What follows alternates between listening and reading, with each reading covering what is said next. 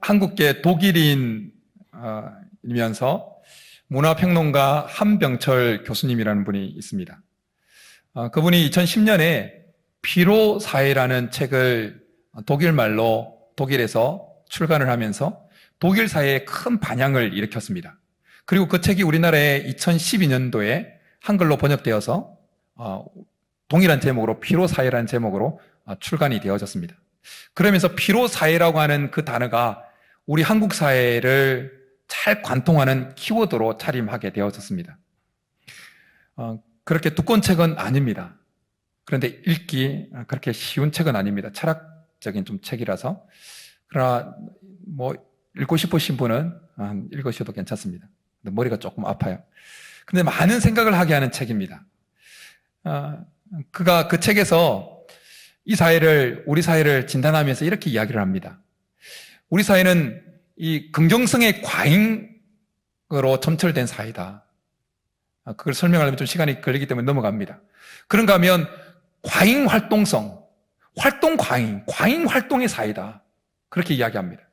그리고 성과 사회에서 더 많은 성과를 얻으려고 자기가 지금 죽어가고 있는지 자기가 많은지도 모르고 자기를 끊임없이 착취하면서 탈진한 상태에서 살아가고 있다라고 우리 사회를 진단했습니다. 그래서 운동선수들은 금지된 약물을 먹어서라도 도핑을 해서라도 성과를 얻으려고 합니다. 사업을 하는 사람들은 편법을 이용해서라도 불법을 이용해서라도 더 많은 돈을 벌려고 합니다.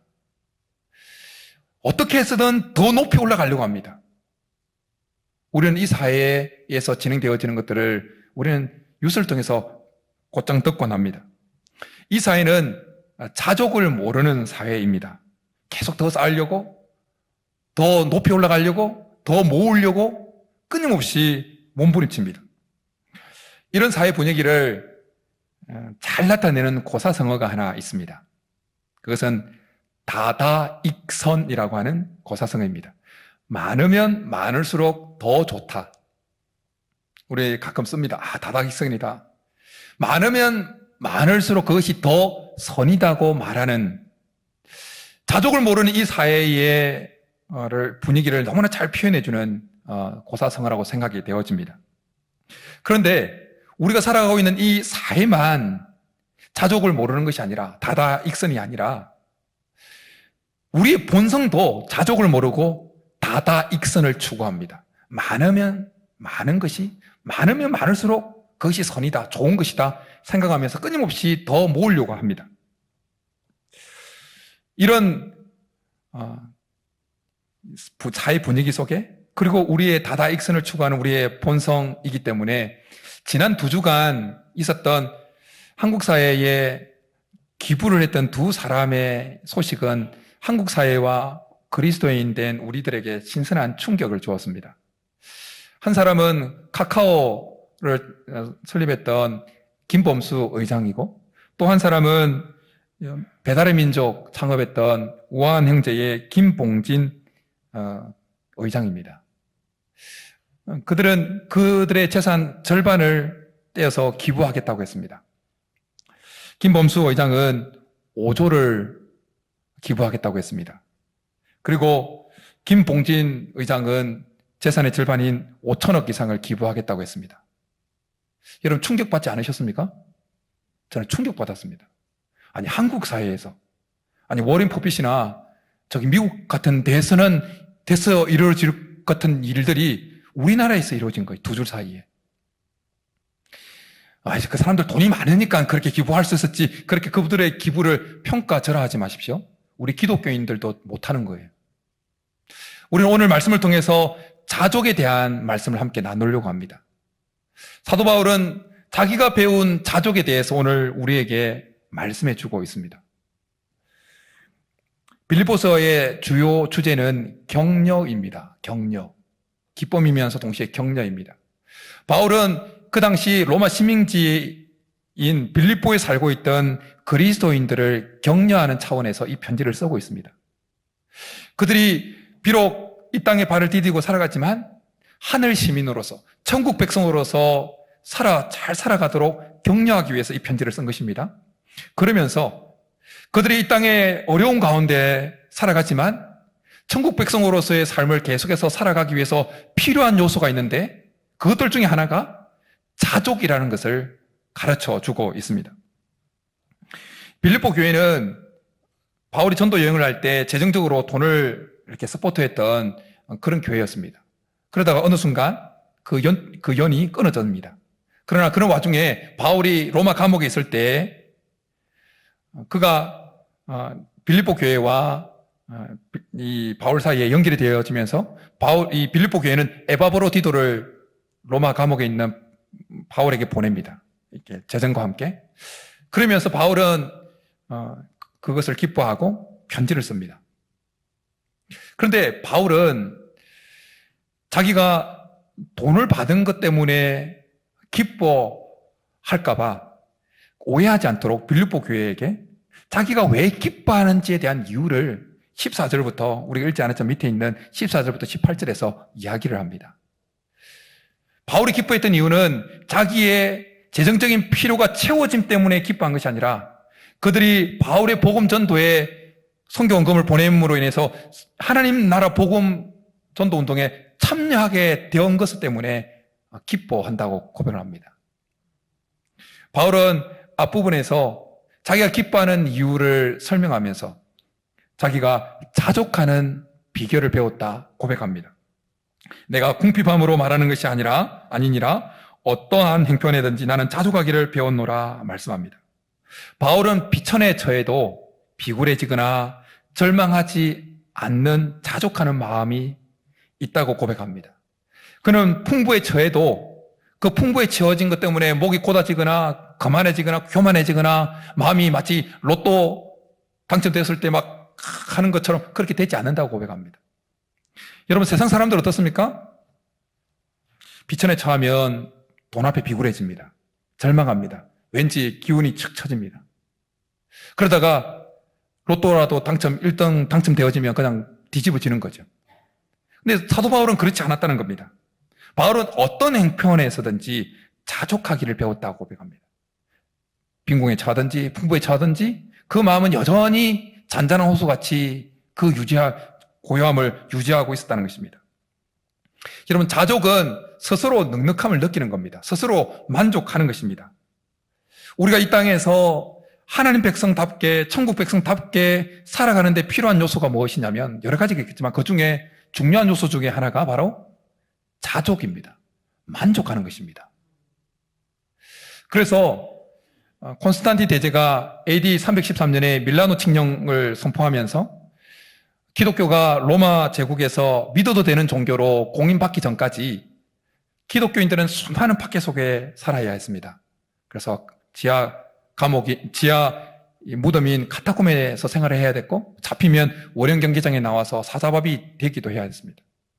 그런 열악한 환경 속에서 초대교회 기독교인들이 계속해서 믿음을 포기하지 아니하고 천국 백성답게 살아가게 만들었던 요소 중에 하나가 뭐냐면 바로 자족이었습니다. 그들 속에 이런 형편에서도 자족. 정말 우리가 생각하는 그 이상의 고난 속에 초대교회 성도들은 살았습니다. 그냥 입에 근근히 풀칠하는 수준으로 삶을 살았습니다. 그럼에도 불구하고 그들이 천국 백성다운 삶, 그리스도인의 삶을 포기하지 않게 만들었던 원동력 중에 하나는 자족이었습니다. 스스로만 이 정도면 괜찮다. 자족이었습니다. 여러분 자족했다고 해서 삶에 최선을 다하지 않는 것은 아닙니다. 자족하는 삶도 자족하는 마음을 가지고 있는 그 사람도 최선을 다합니다. 삶에. 그런데 원동력이 다릅니다. 이유가 다릅니다. 최선을 다하는 원동력과 최선을 다하는 이유가 다릅니다. 자족하지 않는 그 마음을 가진 사람의 그 삶의 원동력은 뭐냐면 욕심입니다. 욕심. 더 가지고자 하는 그 욕심이 삶의 최선을 다하는 원동력입니다. 그런데 자족하는 마음을 가지고 있는 사람도 최선을 다하지만 그 최선을 다하는 원동력은 하나님의 영광입니다. 하나님의 영광을 위해서 뛰어가는 겁니다. 자족과 반대되는 개념은 욕심이라고 했습니다. 만족하지 않는 겁니다. 더 가지려고 하는 것입니다. 성경에는 욕심에 대해서 참 많은 말씀을 해주고 있습니다. 그리고 욕심에 의해서 결과물이 어떻게 되어지는 데에 대한 말씀을 참 많이 하십니다. 그러기에 욕심에 대한 말씀을 잘 읽어보면 욕심과 반대되어지는 그 자족이 우리 속에 있을 때 얼마나 영적인 유익이 우리 속에 있는지를 우리는 그 말씀, 욕심에 대한 말씀을 반대로 보아서 우리는 받아들일 수가 있습니다. 그리고 우리가 이 자족이 얼마나 우리가 이 땅에서 천국 백성답게 살아가는데 정말 필요한 요소인지를 알게 되어집니다. 여러분, 우리가 대표적으로 아는 욕심에 대한 성경 구절이 무엇입니까? 욕심하면 떠오르는 구절. 욕심이 잉태한 즉 뭐를 낳고? 자해를 낳고. 욕심은 우리 속에 끊임없이 죄를 낳습니다. 그러나 자족은 우리 속에 욕심의 싹을 잘라버리는 거예요. 자족하면 욕심이 싹을 나다가도 잘라지는 거예요. 그러면 죄가 기생할래야 기생할 수 없는 겁니다. 그런가 하면 야고보서에 이렇게 말씀합니다. 오직 각 사람이 시험을 받는 것은 자기 욕심에 끌려 미혹됨이니. 욕심에 사로잡히면 여러 가지 시험에 잡히는 거예요. 그런데 자족하면 그 욕심 때문에 발생할 수 있는 그 시험거리들이 다 사라져 버립니다. 야고보서의 말씀처럼 우리가 신앙생활을 하면서 시험을 당하는, 나 시험 들었어. 그렇게 시험을 당하는 그 원인들 중에 욕심이 차지하는 비율은 꽤 높습니다. 우리 속에 욕심 때문에 시험에 빠지게 되어지는 그 비율이 높다는 거예요. 교회 열심히 봉사하고 섬기면서 시험에 들었어요 말하는 분들이 있습니다. 근데 잘 따지고 보면 그분이 그렇게 시험 들게 되어진 그 뿌리에 들어가면 욕심이 자리하고 있습니다. 다른 사람에게 인정받고 싶어하는, 더 인정받고 싶어하는, 목사가 좀 알아주었으면 하는 그 욕심이 있어서 시험 드는 거예요. 불법 앞에 그리스도인으로서 시험을 당하기도 합니다. 왜요? 더 많은 돈을 벌고 싶어서. 자녀를 양육하면서 세상적인 욕심 때문에 자녀를 시험 들게 하고 그 자녀를 때문에 부모된 우리가 시험 듭니다. 지금 제 자녀가 이제 고1로 올라갔거든요. 첫째가. 막 시험에 막 들으려고 그래, 제가. 예. 어제 아침에, 오랜만에 고등학교 때 같이 신앙생활을 했던, 친구에게서 전화가 왔습니다. 그 친구는 시골에서, 집사님으로 아주 묵묵하게 시골 교회를 섬겨요. 그냥 제 이름, 서로 통성명하면서 제 이름 그냥 목사라는 말 안 하고 제 이름 불러가면서 서로 이야기 나누는 그런 친구입니다. 신앙생활 아주 진하게 같이 했던 친구인데 그런 친구가 평신도로 같이 있어서 참 저는 좋습니다. 그래서 이야기 나누면서 평신도 입장에서 바라보는 목사의 어떤 상 이런 것도 이야기해주고 막 이제 하니까 저를 돌아보게 하는 대화도 주고받고 하니까 참 감사해요. 근데 어제는 전화를 하면서 자녀에 대한 이야기를 이제 하게 되어졌습니다. 그 친구도 저처럼 이제 같은 나이니까, 고1로 올라가는 자녀가 있고, 저도 고1로 올라가는 자녀가 있다. 이제 자녀 이야기를 쭉 하면서 본인이 섬기는 교회의 담임 목사님의 이야기를 잠깐 했어요. 그 담임 목사님이 자녀에 대한 세상적인 욕심이 너무 많다는 거예요. 그래서 자녀에 대한 그 욕심을 설교 중에 가끔씩 툭툭 하신다는 거예요. 그래서 그 이야기 듣고 시험 들어서 떠나간 가정이 몇 가정 있다는 이야기를 했어요. 여러분, 목사도 욕심이 사로잡히면 시험에 들고 그리고 다른 사람을 시험에 빠지게 만드는 거예요. 그러나 우리 속에 자족이 있으면 그 욕심에 의해서 발생할 수 있는 모든 시험거리들이 자취를 감추게 되어지는 것입니다. 우리 속에 자족함이 있기를 간절히 축복합니다. 그래서 성경은 이렇게 말씀합니다. 자족하는 마음이 있으면 경건은 큰 이익이 되느니라. 예수님은 씨가 떨어진 4가지 밭의 비유를 말씀하시면서 가시 떨기에 떨어진 것에 대해서 설명하시면서 이런 말씀을 하십니다. 이렇게 설명하십니다.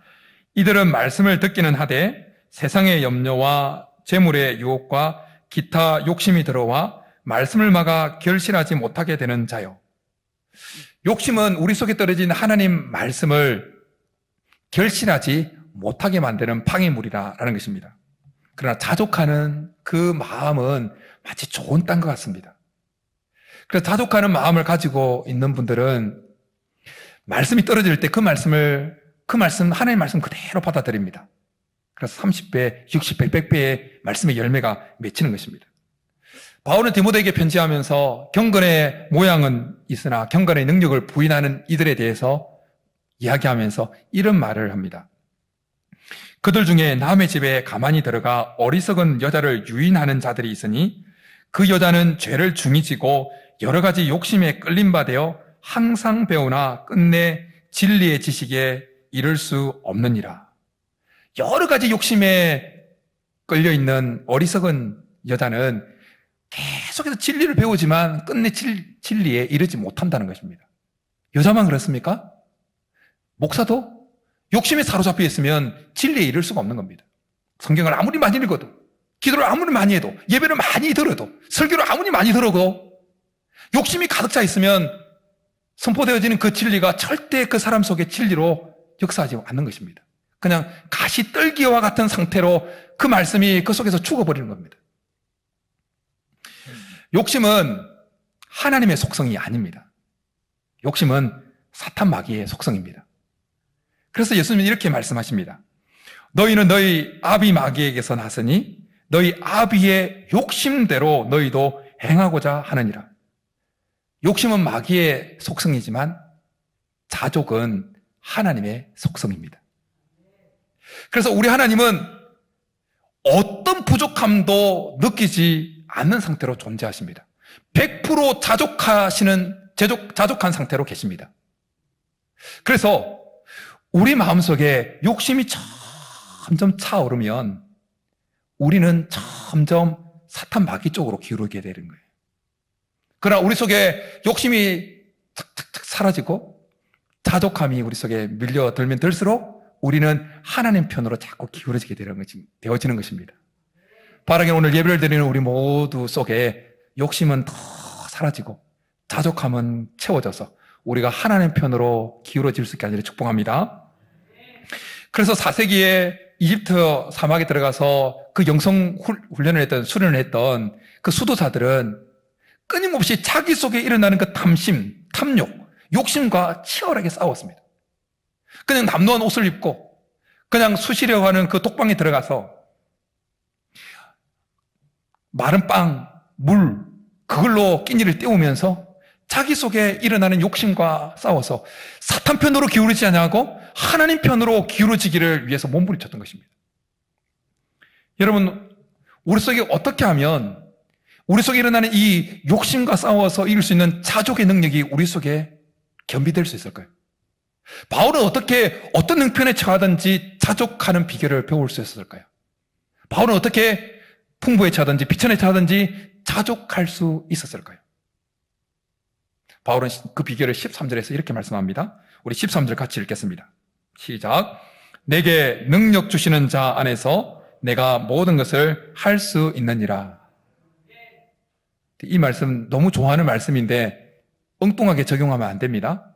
이건 자족의 비결을 말씀하는 거지 슈퍼맨 되게 만드는 말씀 아니라는 거예요. 이 말씀 잘못 적용하면 시험 드는 거예요. 하나님을 시험하게 되어질 수 있습니다. 바울은 비천에 처할 줄도 알고 풍부에 처할 줄도 알게 된 그 비결을 자기가 그리스도 안에 있게 된 것, 그리스도가 그 안에 충만히 들어오게 된 것에서 배웠다고 고백하고 있습니다.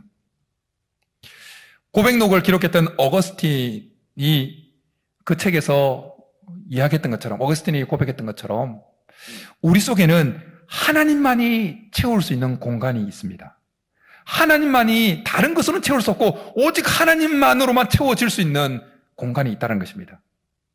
그래서 이 공간은 다른 것으로, 하나님이 아닌 다른 것으로 채우면 채울수록 더 허기집니다. 그래서 연예인들이 최정상에 올라간 연예인들이 허한 마음을 가눌 길이 없어서, 채울 길이 없어서 마약을 댑니다. 마약 성분이 있을 때는 어느 정도 그 허함을 느끼지 못하다가 마약 성분 떨어지면 더 센 마약을 찾습니다. 그러다가 잘못된 길로 가지요. 극단적인 선택을 하고요. 세상적인 것으로 우리의 마음을 채우려고 하면 할수록 우리의 마음은 더 허기집니다. 더 가려지는 것입니다. 어릴 때 통영바다에서 수영하면서 절대 하지 않는 행위가 하나 있었습니다. 절대 하지 않는 행위, 의도적으로 절대 하지 않는 행위. 그것은 바로 목마를 때 바닷물을 마시지 않는 것이에요. 목마를 때 바닷물을 먹으면 바로 그냥 짐 싸서 집으로 가야 돼요. 목이 말라가지고 조금 지나면 세상 것으로 내 마음을 채우겠다. 그건 바닷물을 들이마시는 거예요. 그럼 더 갈급해지는 것입니다. 잠언 30장에 보면 만족을 모르는 대상에 관한 말씀을 이렇게 하십니다. 거머리에게는 두 딸이 있어 다오 하느니라. 족한 줄을 알지 못하여 족하다 하지 아니한 것 서너시 있나니 곧 소울과 아이 베지 못한 태와 물로 채울 수 없는 땅과 족하다 하지 아니하는 불이니라. 어릴 때 시골에서 이 모내기 할 때 제일 싫었던 것이 바로 거머리였습니다. 그래서 이 긴 장화 나와서도 뭐 자꾸 그러니까 벗어놓고 그냥 맨발로 그냥 들어가서 모내기를 쭉 하고 나올 때마다 어김없이 확인하는 것은 어디 붙어있는 거머리가 붙어있지 않는가 확인하는 것이었어요. 근데 어떤 때는 확인해보면 배가 빵빵해 있는 거머리가 딱 붙어있는 거예요. 그러면 막 성질이 나가지고 그 딱 떼가지고 돌 위에 올려가지고 돌을 그냥 찍어버려요. 복수를 하는 거죠. 이 귀한 피를. 그러면서 말입니다. 거머리는 아무리 피를 빨아먹어도 배 터질 때까지 빨아들여요. 만족을 모릅니다. 근데 여러분, 우리의 마음이 마치 거머리와 같다는 거예요. 세상 것으로 아무리 채워도 배 터질까지 터져도 계속 들이마시는 거예요. 우리의 마음은 마치 오늘 잠언 30절에 나오는 것처럼 사람 목숨을 죽여도 또 죽이는 그 소울의 힘처럼, 죽음의 힘처럼 세상 것으로 채워도 채워지지 않습니다. 계속해서 아이를 뵐 수 없는데 아이를 뵈고 싶어하는 그 마음처럼 우리의 마음은 세상 것으로 채워도 채우지 않습니다. 물을 부어도 계속해서 물을 달라고 하는 그 갈라진 땅처럼 우리의 마음은 세상 것으로 채워도 계속 채워달라고 그럽니다. 불이 확 다 태우고 산을 다 태우고도 또 옆에 태울 거 있으면 또 계속 태워 나가는 것처럼 우리의 마음은 계속 세상 것으로 체험받아도 만족이 없습니다. 우리의 마음은 오직 하나님만이 채울 수 있습니다. 하나님만이 우리에게 자족을 가져다 줄 수 있습니다. 그러기에 우리가 하나님을 배고파하는 것이 그래서 중요합니다. 하나님을 배고파해야 하는 것은 우리가 자족하는 삶을 살아가는 데 있어서 너무나 중요한 것입니다.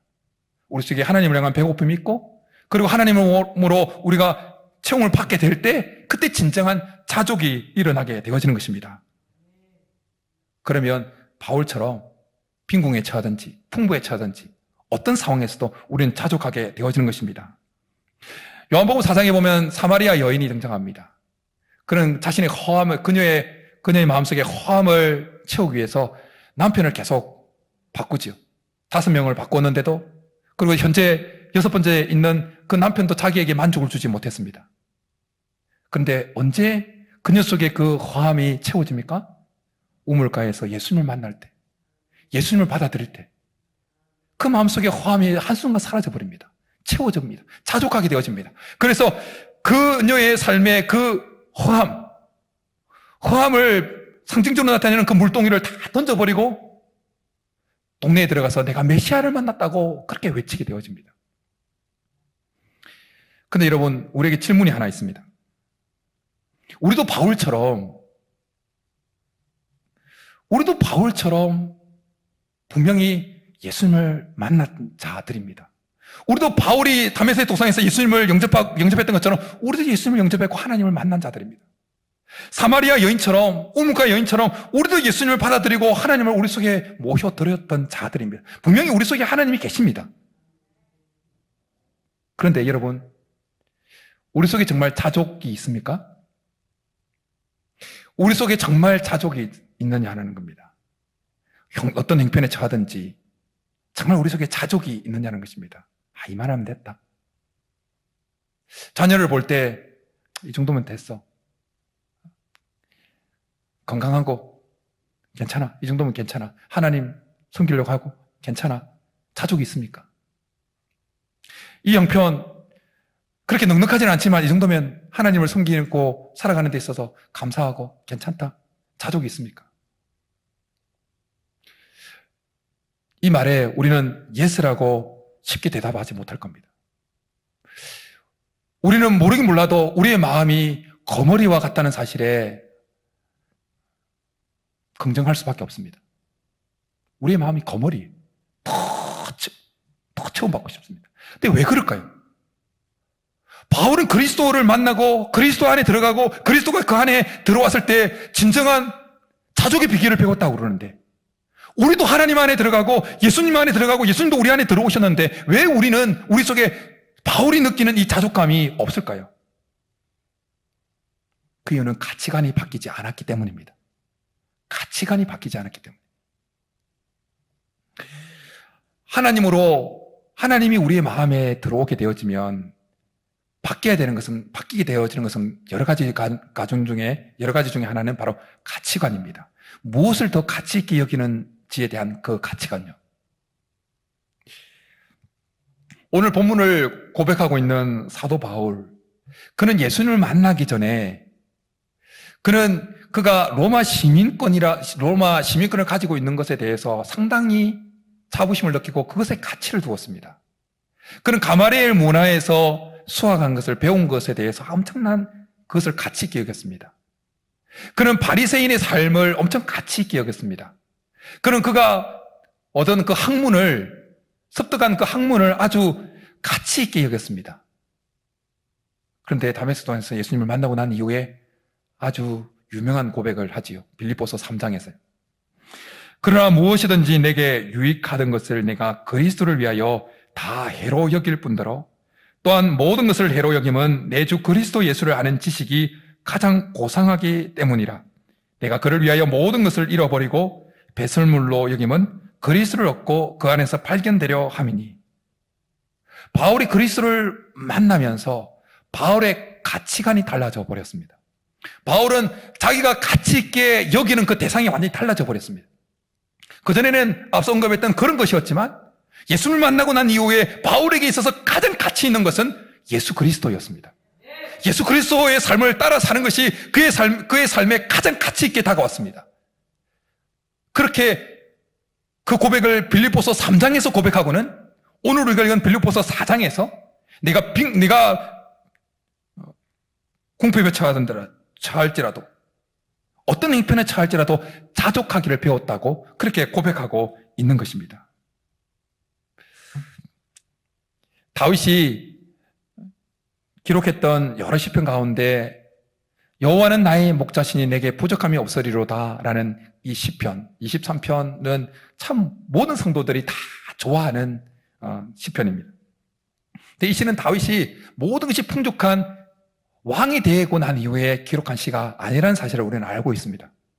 다윗이 사망의 엄청난 골짜기를 지날 때 기록한 시요, 원수의 목전에서 원수의 칼날이 지금 목 앞에 다다라 있는 그 순간에 기록한 시가 시편 23편입니다. 근데 그런 상황 속에서 다윗은 부족함이 없다고 고백합니다. 정말 부족함이 없었습니까? 참 아무것도 없는 거예요. 부족함 천지인 그 광야에서 이 고백을 하고 있는 거예요. 근데 다윗이 부족함이 없다고 말하는 이유가 뭡니까? 여호와가 그의 목자이기 때문이다 고백합니다. 근데 참 이 고백을 우리가 좋아하죠. 근데 질문이 여기 있습니다. 정말 우리가 다윗처럼 우리의 삶이 사망의 음침한 골짜기로 들어갔을 때 여호와는 나의 목자시니 내게 부족함이 없으리로다 라는 고백이 진짜 우리의 고백이냐라는 것입니다. 사망의 엄침한 골짜기일 뿐만 아니라 원수의 목전에서 원수의 그 위협이 우리의 가정과 우리의 자녀와 우리의 삶을 옥죄고 들어올 때, 턱밑까지 다가왔을 때 여호와는 나의 목자시니 내게 부족함이 없으리로다 라는 고백이 진짜 우리 깊숙한 곳에서부터 우러나오냐라는 것입니다. 이 질문에 우리는 아멘, 예 라고 담대하게 쉽게 말이 안 나올 겁니다. 왜 그럴까요? 그럼 어떻게 다윗은 정말 사망의 엄청난 골짜기, 원수의 목전에서 아무것도 없었는데 여호와는 나의 목자시니 내게 부족함이 없으리로다 라는 고백을 할 수 있었을까요? 그 이유는 다윗에게 하나님이 가장 가치 있는 존재였기 때문입니다. 가장 가치 있는. 가치 있는 것이 자기 속에 가득하니까 부족함이 없다고 느껴진 겁니다. 여러분 집에 다 쓰레기통이 있죠? 쓰레기통에 여러분 그 쓰레기가 하나도 없는 것 때문에 내 삶 너무 부족해, 빈궁해 그렇게 느끼는 분 계십니까? 한 분도 안 계세요. 왜요? 쓰레기에 대해서 우리가 전혀 가치를 부여하지 않기 때문입니다.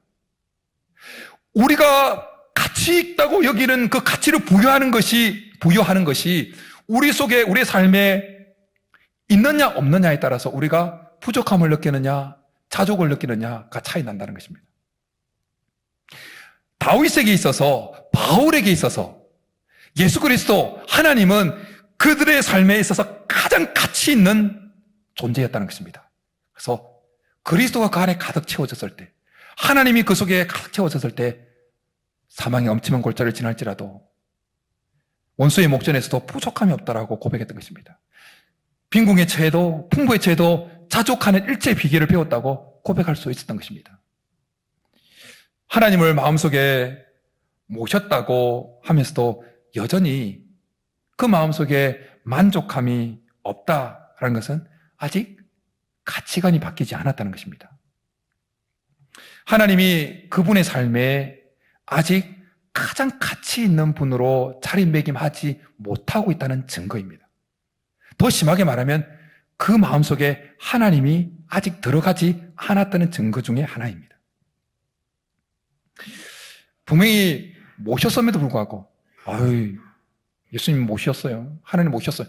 분명히 모셨음에도 불구하고 여전히 우리 속에 우리의 마음이 거머리같이 계속 다오 그렇게 하고 있다면 우리는 우리 속에 하나님을 모셔드린 것이 아니라 우리의 만족을 채워주는 우상을 우리 속에 드린 것뿐이다라는 것입니다.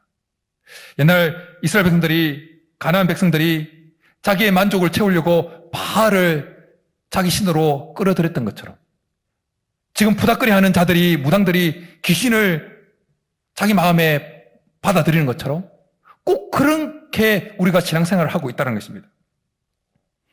세례장 삭개오가 예수님을 만나기 전에 그에게 가장 가치 있는 것은 돈이었고 사회적인 명예였고 지위였습니다. 그래서 동족의 피를 빨아서라도 그것을 채우려고 했고 다오 했습니다. 다오 그것을. 그런데 예수님을 만납니다. 그러자 삭개오의 가치관이 달라집니다. 가치관이 달라져 버려요. 그에게 가장 가치 있는 것은 돈이 아니었습니다. 명예가 아니었습니다. 세상의 부귀가 아니었습니다. 예수님이셨습니다. 그래서 그가 가진 재산의 절반을 떼어서 가난한 자에게 주고 했고 토색한 일이 있으면 4배나 갚겠다고 재산을 다 나눠줘 버립니다. 여러분, 우리 속에 하나님은 어떤 존재입니까? 어떤 가치를 가지고 있는 존재입니까? 있어도 되고 없어도 되는 존재입니까? 아니면 없으면 좀 찝찝하고 있으면 너무 탑 가치를 가진 존재면 너무 우리의 삶이 구속되게 만드는 그런 존재입니까? 이 시간 하나님이 우리의 삶 속에서 가장 가치 있는 존재로 한 번 더 자리매김할 수 있게 하나님 축복합니다. 사랑하는 성도 여러분, 우리는 자족을 모르는 사회 속에서 살아갑니다. 그리고 우리의 본성은 다다 익선의 본성을 가지고 있습니다.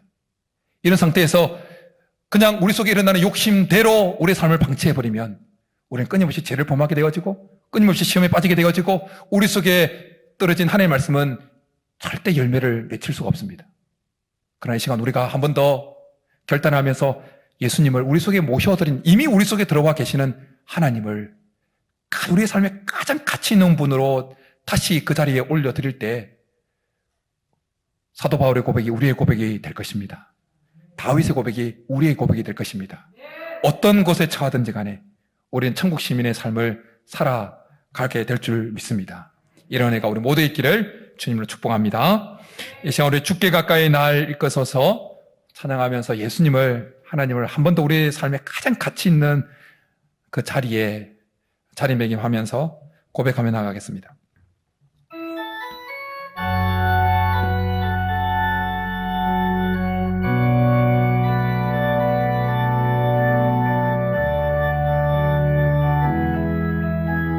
주께 가까이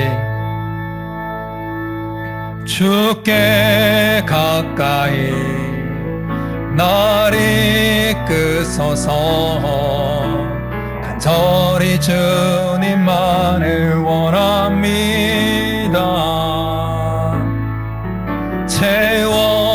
채워주소서 주의 사랑을 진정한 찬양 드릴 수 있도록 주께 가까이 주께 가까이 날 이끄소서 간절히 주님만을 원합니다.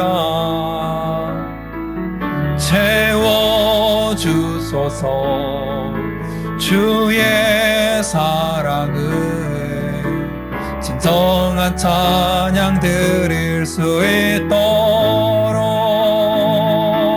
목마른 나의 영혼 주를 부르니 나의 맘 만져 주소서 주님만을 원합니다. 더 원합니다. 나의 맘 만져 주소 목마른 나의 영혼 목마른 나의 영혼 주를 부르니 나의 맘 만져 주소서 주님만을 원합니다. 더 원합니다. 나의 맘 만져 주소서. 이제 우리 말씀 생각하면 같이 기도하며 나가겠습니다. 우리의 마음은 거머리처럼 여전히 만족을 모른 상태로 그렇게 하나님 앞에 서 있습니다. 이 시간 우리의 솔직한 우리의 상황에 우리의 마음의 상태를 솔직하게 주님 앞에 고백하면서 다윗이 자족했던 것처럼 바울이 자족했던 것처럼 하나님 때문에 하나님을 가장 가치 있는 존재로 그의 삶 속에 자리매김하게 함으로 어떤 상황 속에서도 자족했던 것처럼 주님 우리에게도 그런 은혜를 풀어달라고 빈궁에 처하든지 풍부에 처하든지 예수님이 우리 속에 가장 가치 있는 분이기 때문에 이미 우리 속에 와 계신 예수님이 가장 가치 있는 분으로 자리매김할 때 우리 속에 자족의 능력이 우리 속에도 나타날 것을 기대하면서 한 번 더 예수님을 하나님을 우리의 삶에 가장 가치 있는 자리에 그렇게 올려드리면서 하나님 우리 속에 자족의 능력을 허락해달라고 우리 한번 주여 한번 부르기도 하며 나가겠습니다. 주여 살아계신 하나님 아버지 우리의 마음은 여전히 거머리처럼 다오다오하는 거머리처럼 피를 빨아먹어도 결코 만족을 모르는 그런 하나님 자족을 모르는 상태로 여전히 주님 앞에 서 있습니다. 주님 우리를 불쌍히 여겨 주십시오. 우리를 불쌍히 여겨 주옵소서. 우리도 사울도 바울처럼 우리도 다윗처럼 우리도 사마리아 여인처럼 분명히 예수님을 영접했고 하나님을 우리 속에 모셨음에도 불구하고 여전히 우리의 마음은 거머리처럼 자족을 모르고 세상 것을 더 많이 가지려고 합니다. 더 많이 움켜쥐려고 합니다. 불쌍히 여겨 주옵소서. 하나님 사도 바울처럼 다윗처럼 예수님을 하나님을 우리의 삶에 가장 가치 있는 그 자리에 다시금 자리매김합니다. 주님 우리의 마음을 주장하여 주옵소서. 예수님이 우리의 삶에 가장 가치 있는 분으로 우리 속에 다가와 주옵소서. 하나님이 우리의 삶에 가장 가치 있는 분으로 다가와 주옵소서. 하나님 그래서 우리가 빈궁에 처하든지 풍부에 처하든지 관계없이 자족하는 일체의 그 능력을 가지고 어떤 상황 속에서도 천국 시민다운 삶을 살아가게 도와 주옵소서. 사망의 엄침한 골짜기, 원수의 목전과 같은 상황에 놓인다 할지라도 여호와는 나의 목자시니 내게 부족함이 없으리로다. 이 고백이 진짜 우리의 고백이 될 수 있게 주님 은혜를 베풀어 주옵소서. 주 역사하여 주옵소서. 살아계신 하나님, 우리의 마음을 자족의 능력으로 채워 주옵소서. 이미 우리 속에 모셔드린 예수님, 우리 속에 계신 하나님이 우리의 삶에 가장 가치 있는 분으로 여겨질 수 있도록, 가장 가치 있는 존재로 여겨질 수 있도록 우리에게 은혜를 베풀어 주옵소서.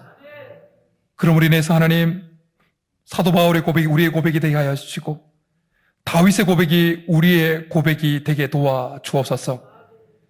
일체의 자족의 비결을 가지고, 자족의 능력을 가지고 어떤 형편에서든지 하나님 백성다운 삶을 살아가는 우리 모두가 되게 도와 주옵소서. 그렇게 해주기를 간절히 바라고 나오며 예수님의 이름으로 축복하며 기도드립니다. 아멘.